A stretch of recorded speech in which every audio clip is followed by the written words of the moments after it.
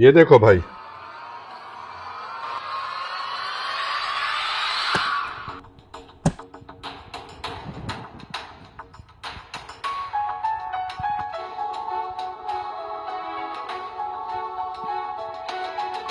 भाई ये क्या बदतमीजी है? आपको पता भी है ये सोने का हार कितने का लेके आया हूं मैं? अरे तुम्हें क्या पता, मेरे पर कर्ज पे कर्जा चढ़ रहा है और तुम रन मुरीदा पूरी कर रहे हो। अरे भाई, अगर मैं रन मुरीदी करता तो मैं अपने घर लेके जाता इस हार को। तुम्हारे घर लेके आया हूं, इसका मतलब है मैं तुम्हारे लिए लेके आया था, ताकि तुम्हारी कुछ परेशानियां, कुछ दर्द कम हो सके। ये कौन सा तरीका है दर्द बांटने का? अगर कुछ देने थे तो पैसे दे देते ताकि मैं लोगों का कर्जा उतार देता। भाई साहब, ये तरीका तजलील से बचने वाला तरीका है।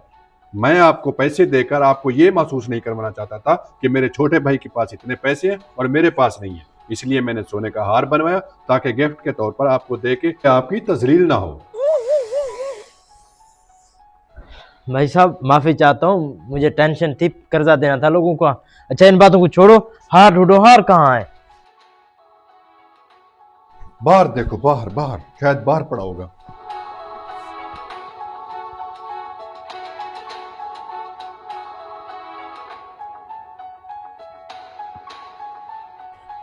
अब बदतमीज इंसान, आप लोगों को शर्म नहीं आती? घर के साथ आ जाते हो गत्ते चुनने के लिए।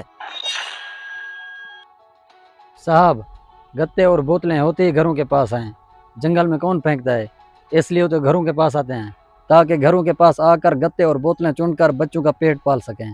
हाँ हाँ ठीक है ठीक है, जुबान मत चला, दफा हो जा मेरे घर से। माफी चाहता हूँ साहब, आपके घर के पास नहीं तो किसी और के घर के पास होगा मेरे बच्चों का रिज़्क।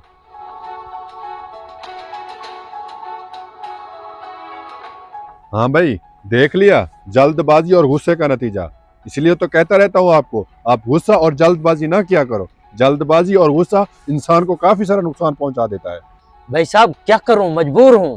गुस्से को काबू करने की कोशिश करता हूं लेकिन नहीं कर पाता, मेरे पास में नहीं है ये।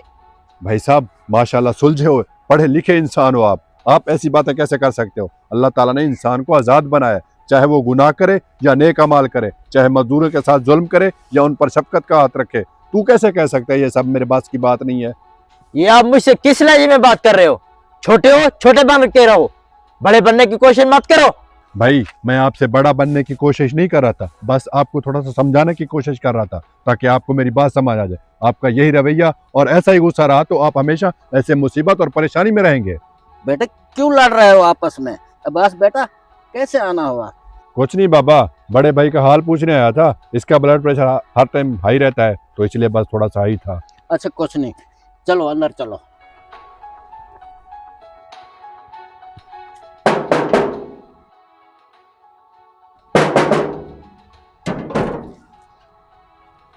जी भाई। साहब, सबसे पहले इसी घर से गत्ते और बोतलें चुनने के लिए मैं आया था। मुझे लगता है शायद ये आप लोगों का है। मैं हराम नहीं खाता। अच्छे इखलाक के साथ और सख्त मेहनत करके रिज़्क़ हलाल इकट्ठा किया जाए तो खुदा ना खास्ता कहीं चला भी जाए तो आपका रिज़्क़ हलाल आपके पास वापस आ जाता है।